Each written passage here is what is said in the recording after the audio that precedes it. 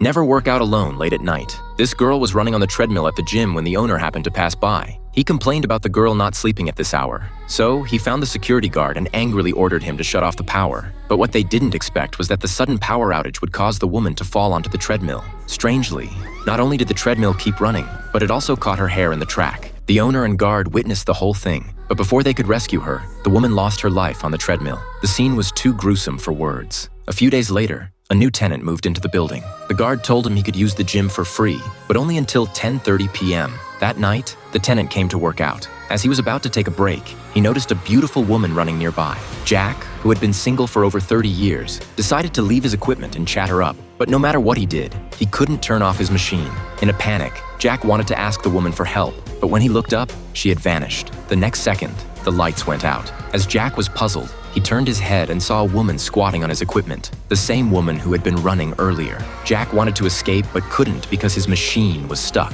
He was relying solely on his leg strength to support it, but the woman seemed to weigh 200 pounds. Even though Jack worked out regularly, he couldn't lift her up. Just as he was struggling to support his legs, the pressure on the machine suddenly disappeared, and the lights turned back on. The strange woman had vanished. The guard walked in and asked Jack why he hadn't left. Jack asked the guard why he wasn't keeping watch inside. After leaving, Jack was still in shock, so he didn't notice his phone had fallen in the gym. It wasn't until he got home and showered that he realized it was missing. Jack could tolerate going a year without a date, but not an hour without his phone.